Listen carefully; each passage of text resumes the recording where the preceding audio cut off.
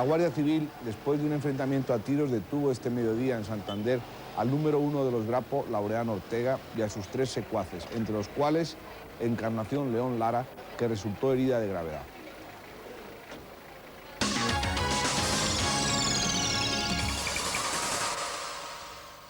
Buenas noches. La Operación Sol, culminada este mediodía en Santander por la Guardia Civil, ha permitido detener al actual jefe del Grapo, Laureano Ortega, y a otros 3 Grapos más que acababan de asaltar un furgón blindado con los fondos del supermercado Prica.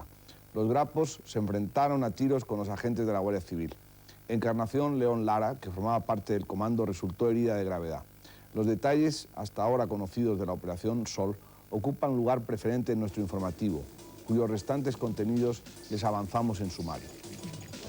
España y Portugal condicionan la ampliación de la Comunidad Europea a que concluya el proceso de ratificación del Tratado de Maastricht. Felipe González anuncia en Funchal que el gobierno no intervendrá en la crisis del Grupo Torras. Autoridades y ecologistas afirman que la mancha de crudo derramado por el buque Maregeo frente a La Coruña podría afectar a 100 kilómetros de costa gallega. Llegan a la base de Morón 12 aviones cisterna norteamericanos integrantes de las fuerzas de la ONU que darán apoyo logístico a los transportes de ayuda a Somalia. Verán imágenes de Belle Époque, última película del director Fernando Trueba. Visitaremos la 16ª edición de Feriarte, inaugurada hoy en Madrid. Asistiremos al ensayo general de la zarzuela La Patria Chica, penúltimo montaje del programa musical de Madrid, capital europea de la cultura. La Guardia Civil ha asestado un nuevo golpe a la organización terrorista Grapo. Hace algunas horas ha sido detenido en Santander el líder de la banda, Laureano Ortega. Junto a él, y durante un tiroteo con la policía, resultó gravemente herida otra de las activistas más buscadas hasta ahora, Encarnación López. Otra detenida más es Elvira Dieguez. Un cuarto logró darse a la fuga. Estas detenciones forman parte de la Operación Sol, iniciada por la Guardia Civil hace ya algunos meses. Laureano Ortega era el jefe del único comando operativo de los Grapo y uno de los activistas más buscados en nuestro país. En la operación policial han sido detenidas también Encarnación López y Elvira Domínguez. Un cuarto miembro logró darse a la fuga y, según fuentes policiales, ha logrado eludir ya un primer control policial. Las detenciones se produjeron sobre las 2 de la tarde en el barrio 1 de Mayo, a las afueras de Santander. Momentos antes, los terroristas habían logrado atracar a 2 guardias de seguridad cuando salían del centro comercial Prica con las sacas de la recaudación de la mañana. Los terroristas desarmaron a los guardias y se hicieron con un botín de 85 millones de pesetas. Tanto el dinero como las armas, 7 en total, han sido intervenidas por la policía. Durante el tiroteo, Encarnación López recibió un impacto de bala en el tórax y en el brazo. Su estado es muy grave. Desde hace algunos meses, la policía sospechaba de la presencia de Laureano Ortega en Santander, dado que al terrorista le unen lazos familiares con la capital cántabra. Los detenidos serán trasladados a lo largo de esta noche a Madrid, donde pasarán a disposición de la Audiencia Nacional.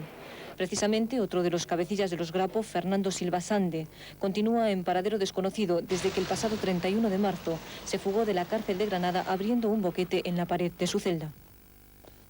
El presidente del gobierno español, Felipe González, y su colega portugués, Aníbal Cavaco, parecen concertados en un frente común ante el Consejo Europeo de Edimburgo del próximo día 11, donde coincidirán con sus colegas de los otros 10 países miembros de la comunidad. En Funchal, Madeira, la cumbre hispano-portuguesa ha tratado de asuntos como el presupuesto, la ampliación a otros miembros o la actitud de Dinamarca, enfocados de manera común en Madrid y en Lisboa. Los países ibéricos son los más beneficiados de los fondos para el equilibrio económico en el seno de la futura Europa Unida. Así, el presidente español ha coincidido con su homólogo luso en que si se cumpliera la propuesta presupuestaria de Mayor sería imposible alcanzar Maastricht. Sin embargo, González ha negado que pretendan un bloqueo y ha afirmado que los problemas de la comunidad deben tratarse en conjunto y no uno a uno. Mire usted, aquí quien bloquea es quien no cumple y nosotros estamos cumpliendo. Ahora, ¿qué es lo que no podemos tolerar como países? Que los países que cumplen sus compromisos sean peor tratados que los países que no los cumplen. Las reticencias españolas tuvieron ayer eco en las consultas de Kohl y Mitterrand. Ambos mandatarios confían en que el paquete financiero salga adelante en la próxima cumbre, aunque el canciller alemán y sus colegas democristianos de Grecia, Bélgica, Holanda y Luxemburgo rechazan el plan para recuperar a Dinamarca. A los 12 les queda una semana para evitar que la reunión de Edimburgo pase a la historia de los desacuerdos. Un observador político excepcional, Guido Brunner, puede aportar algún esclarecimiento a las oscuras perspectivas de Edimburgo. Buenas noches. ¿Cómo cree usted que van a alinearse los países de la comunidad en torno a las propuestas de la presidencia británica?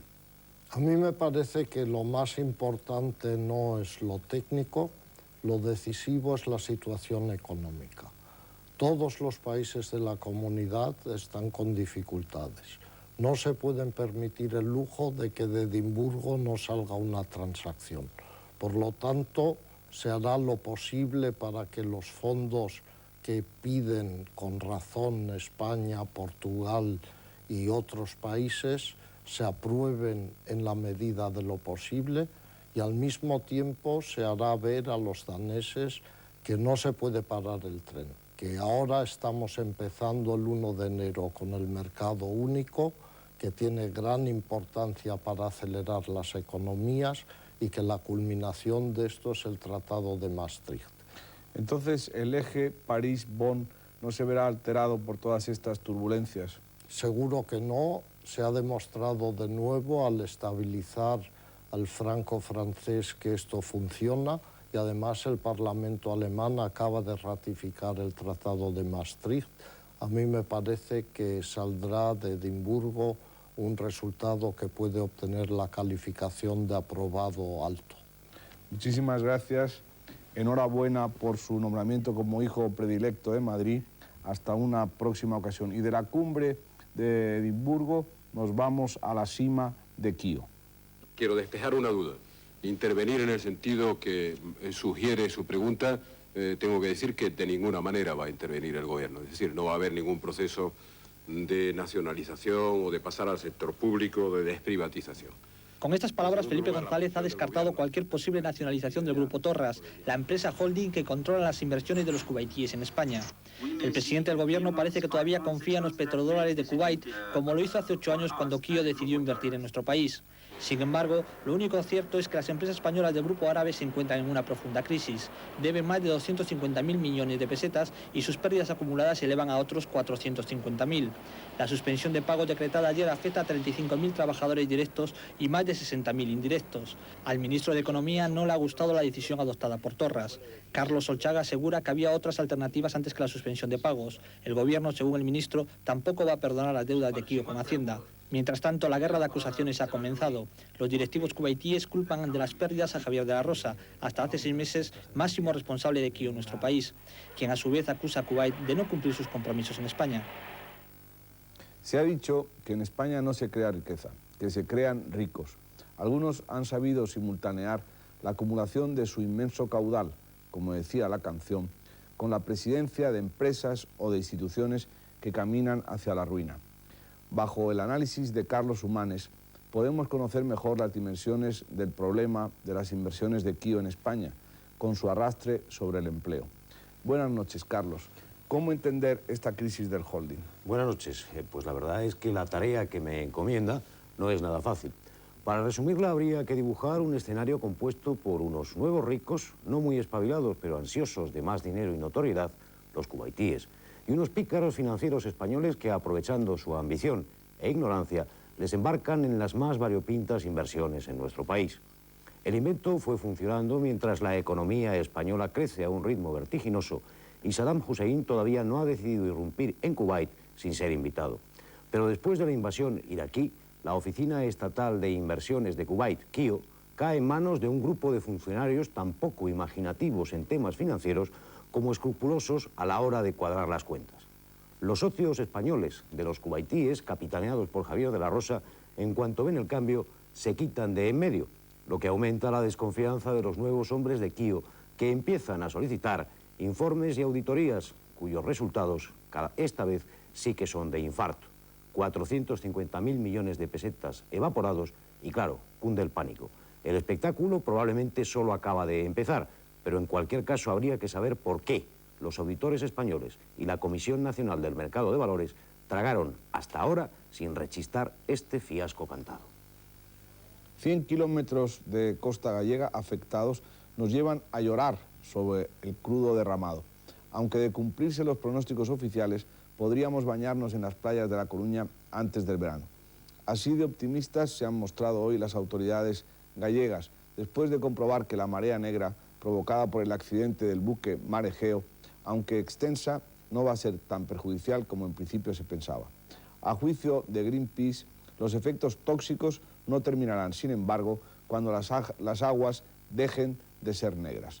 Repsol asegura que el petrolero fletado por ellos reunía todas las garantías y al fin parece que el único culpable, como en la Renfe, ha sido el capitán del buque. Su negligencia destruirá el ecosistema marino de las costas coruñesas, aunque de momento el capitán permanezca en libertad. El buque griego Mar Egeo, encallado en la bahía de La Coruña cuando transportaba crudo para sus refinerías, contaba con todos los certificados exigibles y gozaba de la máxima categoría de seguridad. Así figura en un comunicado hecho público hoy por Repsol, después de que diversas asociaciones denunciasen como un posible factor de riesgo los 19 años de antigüedad del buque. Además, la compañía de petróleo destaca que el barco contaba con doble casco, que había pasado la revisión anual de la compañía Joyce y también que fue supervisado en profundidad en dique seco hace un año. Operaban normalmente en los terminales más exigentes del mundo.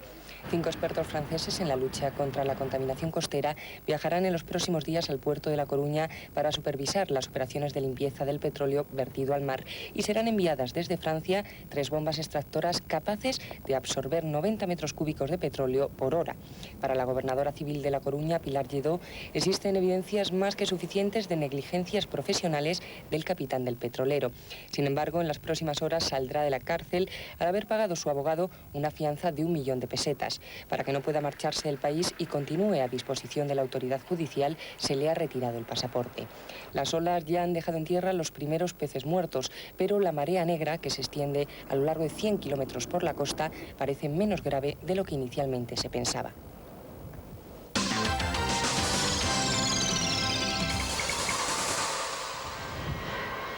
Este es uno de los 12 aviones cisterna norteamericanos que esta mañana llegaban a la base aérea de Morón de la Frontera, bajo bandera de la ONU. Como ven, la misión de ayuda humanitaria a Somalia ya ha comenzado y lo ha hecho con la colaboración de 14 países, entre ellos España, que ofrece su apoyo logístico. Y también lo ha hecho con las bendiciones del Papa Juan Pablo II, quien desde la primera Conferencia Internacional de la Nutrición que se inauguraba en Roma ha respaldado esta operación.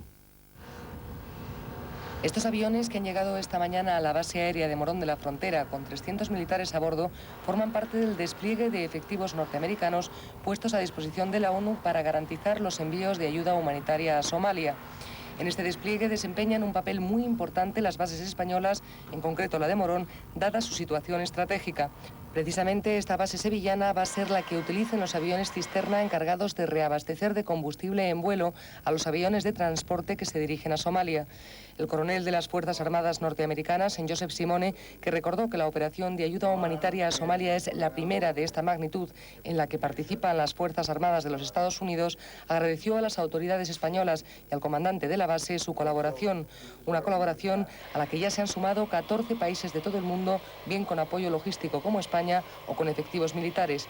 A esta clase de operaciones humanitarias se ha referido hoy el Papa Juan Pablo II al inaugurar en Roma la primera Conferencia Internacional de Nutrición organizada por la FAO, diciendo que la injerencia humanitaria en las situaciones que comprometen gravemente la supervivencia de los pueblos es un deber para las naciones y la comunidad internacional.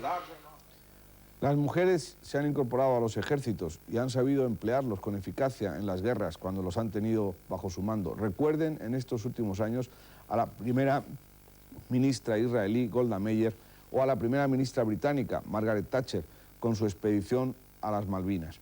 Pero esta semana ha tenido lugar en Madrid la primera conferencia de mujeres por la paz en Oriente Medio. Un año después del inicio del proceso de paz para poner fin al conflicto árabe-israelí, se ha celebrado en Madrid la primera conferencia de mujeres para la paz en Oriente Medio.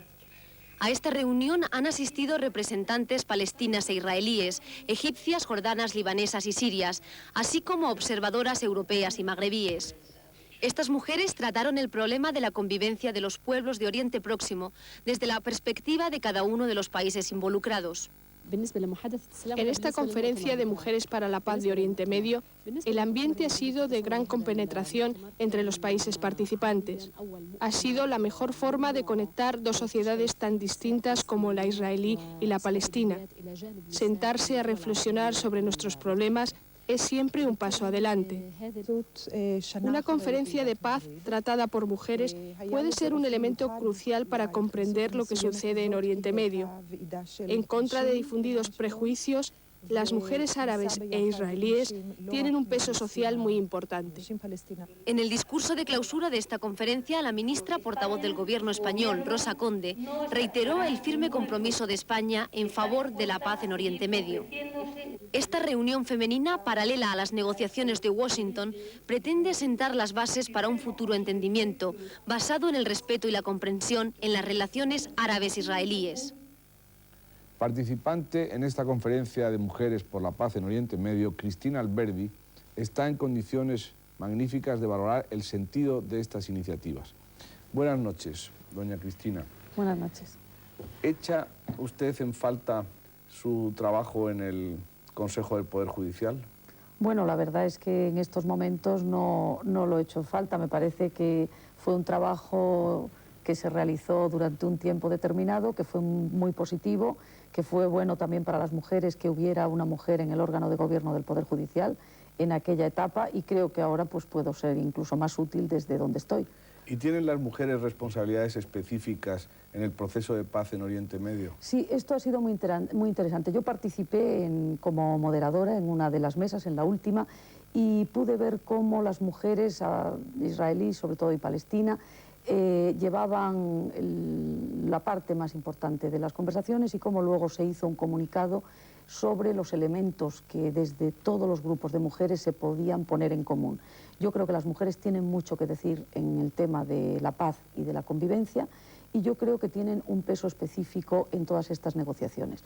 Lo que ocurre es que las mujeres normalmente, salvo excepciones como las que se han nombrado de Golda Meir o de Margaret Thatcher, normalmente las mujeres no participan en los procesos de toma de decisiones, y ocurre que el punto de vista de las mujeres normalmente no se conoce, y al no conocerse no tiene peso, no se toma en cuenta, y las resoluciones, las decisiones se toman sin que ellas aporten su especial punto de vista. Me parece muy importante el que haya habido esta conferencia en que hayan participado mujeres, y creo que es un elemento más para propiciar ese término de la guerra y esa paz que es tan necesaria.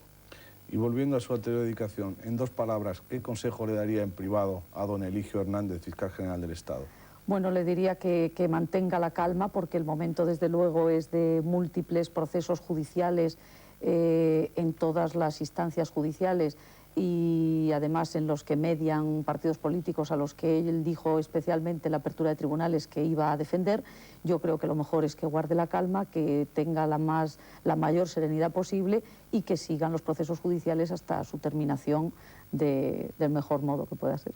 Bien, calma para don Eligio, y muchas gracias a doña Cristina. Las mujeres son también las protagonistas de Belle Époque, última película del director Fernando Trueba. Con Fernando Trueba dialogaremos enseguida, tras la publicidad. También conocerán otras noticias que ahora les recordamos.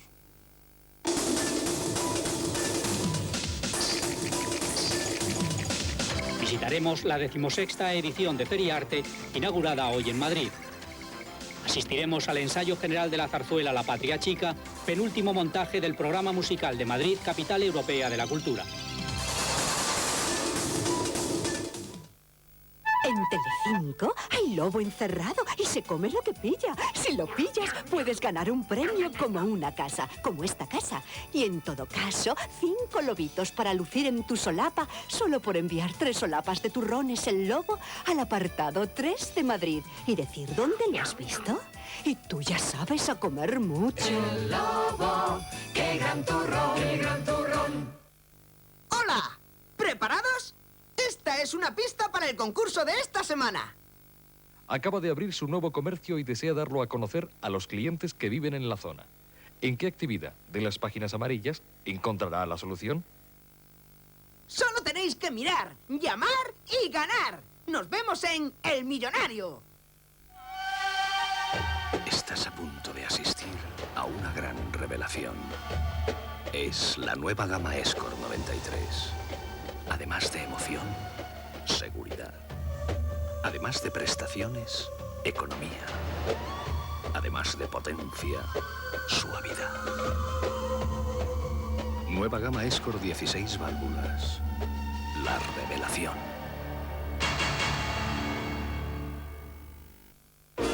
Ahora en vídeo la gran fantasía de Steven Spielberg. El Capitán Garfio. Cómpratela. Algunos hombres saben lo que quieren. Arquetip o de toilette. Allá va la pregunta. Tenéis un minuto para decir personajes de cuentos infantiles. Pues el batido feo, por ejemplo. Recetas de oro. La bruja. Peter Pan, Bugarcito. Brainstorm, el juego de las 10 respuestas secretas. La bruja manuja. ¡Pinocho! Caperucita roja. ¡Rambo! Brainstorm de Parker, una tormenta de diversión.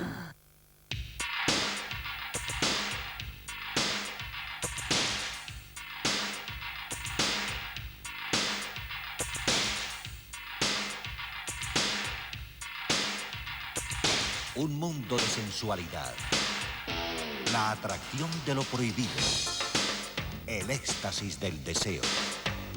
Ábrete a la fantasía en Erotísimo. En breves momentos, en Telecinco.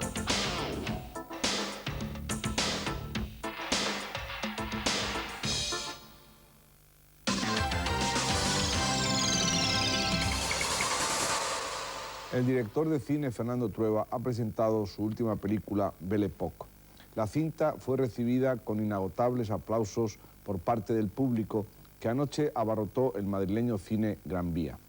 Para la mayoría de los críticos, Belle Époque se perfila no solo como la obra maestra de Trueba, sino como una de las mejores películas de la última década del cine español.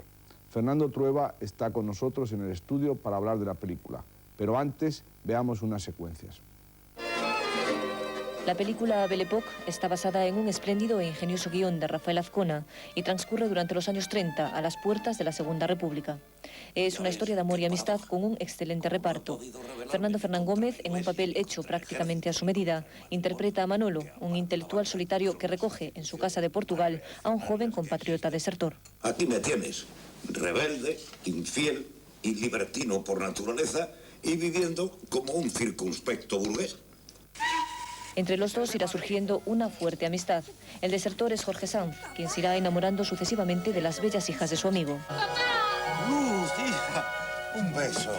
Ellas son Ariadna Gil, Maribel Verdú, Miriam Díaz Aroca y Penélope Cruz. Las cuatro se sentirán atraídas por Fernando. Cabino Diego es Juanito, un joven sin carácter, muy condicionado por su madre, pero que también bebe los vientos por su novia Rocío. ¿Pero no has dicho que me perdonas? Sí, pero el tango está condenado por la iglesia.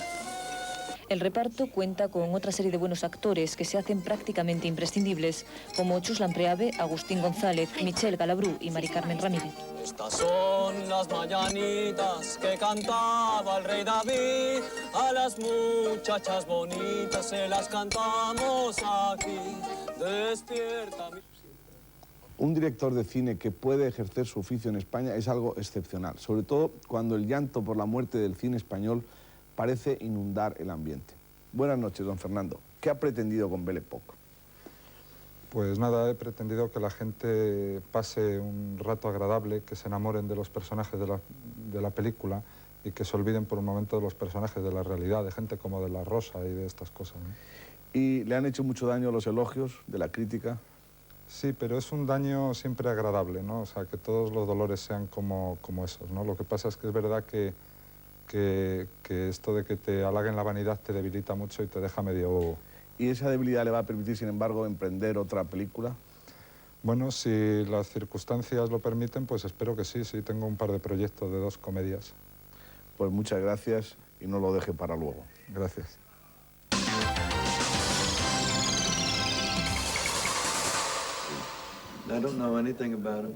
Quien están viendo en sus pantallas es el actor y boxeador norteamericano Mickey Rourke, que ha llegado esta mañana a Madrid, invitado por Telecinco para participar en la velada pugilística que se celebrará el 12 de diciembre en Oviedo. El famosísimo coprotagonista, junto a Kim Basinger, de 9 semanas y media, intervendrá además en otros 2 espacios de nuestra cadena, el programa deportivo Goles son Amores y el de variedades Querida Concha. Esta es una de las muchas cosas que han ocurrido hoy, pero también han sucedido estas otras. Los habitantes de la localidad gerundense de Olot acuden a una manifestación silenciosa para pedir la liberación de la farmacéutica María Ángeles Feliu Bassols, secuestrada hace 15 días en esta localidad. Más de un centenar de agricultores catalanes se manifiestan frente al consulado de Estados Unidos en Barcelona para protestar por los términos del preacuerdo del GATT entre Estados Unidos y la Comunidad Europea. Se clausura la segunda Asamblea General de Cruz Roja Española con la aprobación de los objetivos de actuación para los próximos 3 años y la elección de los miembros de su Comité Nacional. La policía detiene en Palencia a Adolfo Peñacova Fernández, presunto autor del incendio provocado el pasado 22 de noviembre en casa de las dominicanas Isabel Padilla y su hija Estrella. Francia suprime por primera vez el control de un paso fronterizo con España en la región del País Vasco como parte de los acuerdos para la creación del mercado único europeo.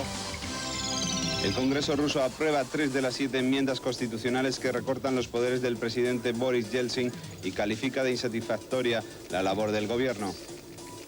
El asesino de John Lennon asegura en una entrevista concedida a la cadena norteamericana ABC que disparó contra la portada de un disco y no contra un ser real. Continuamos en el mundo de la información general al que se dedican también las revistas Cambio 16 y El Siglo. Desde sus redacciones nos avanzan algunos de sus contenidos más destacados para esta semana. En el Cambio 16 de esta semana el tema central es la guerra que vuelve a Europa, después de casi medio siglo de paz. En ella contamos, por un lado, un testimonio de Manuel Leguineche, en el cual en la ex Unión Soviética y ex Yugoslavia tenemos escenas que dan absolutamente pánico. También contamos lo que dicen los intelectuales europeos, que la intolerancia nos está llevando por estos caminos. Bajo el título PSOE no hay más que dos, El Siglo trae esta semana a su portada este tema y lleva las fotografías de Narcís Serra y Alfonso Guerra como cabezas visibles de dos partidos cada día más diferenciados. El director adjunto del semanario Época, don Miguel Torres, ha venido con un ejemplar bajo el brazo. El título de su portada es Alta tensión en la banca, sobre una fotografía de Emilio Botín y Mario Conde. Buenas noches, don Miguel. Entre Buenas nosotros, noches. Desde que la revista salió de la imprenta, ¿qué más se sabe de estas fusiones? Pues se sabe que Mario Conde sigue durante estos minutos también en el ojo del huracán. Lo mismo que hace 5 años, en el 87, el gobierno alentaba los rumores sobre fusiones bancarias, en este momento lo hace. Y sigue siendo honesto el objetivo. Nosotros sacamos a Emilio Botín, no es que sea el único aspirante, pero es un aspirante cualificado porque se sabe que el precio de Banesto para los tiburones financieros es bastante barato. Por 20.000 millones de pesetas te puedes quedar con el control del Consejo. ¿Y cuál es la portada de Época, la mejor del año 92? Ha habido varias y todas, desde luego, relacionadas con el mundo de la corrupción, del escándalo político. Por ahí han pasado Eduardo Santos, Ibercor, Filesas. Vuelve Juan Guerra, del que dimos primicia hace 4 años antes que nadie. Es el tema del momento, los 10 años. Muchísimas gracias, don Miguel. Gracias.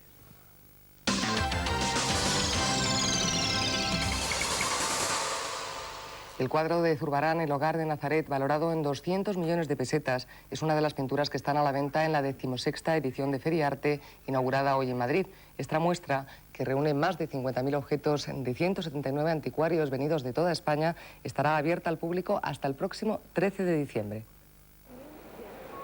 Son una apuesta segura. Recuerdos del ayer que permanecen por encima de las modas. Antigüedades procedentes de 12 comunidades autónomas que constituyen este año la exposición del anticuario español Feriarte.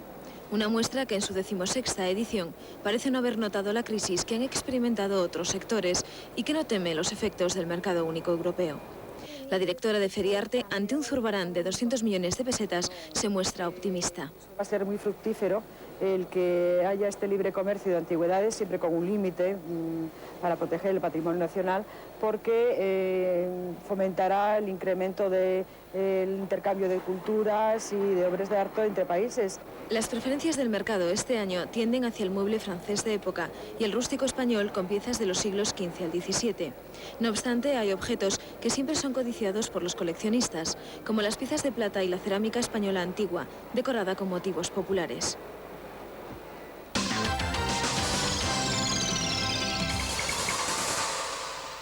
La Patria Chica, zarzuela con música del maestro Chapí y libreto de los hermanos Álvarez Quintero, se estrena mañana en el Teatro de Madrid. Esta es una de las obras menos conocidas del gran Chapí y forma, junto con el dúo de la Africana, el penúltimo montaje del programa de zarzuelas de Madrid Capital Cultural 1992.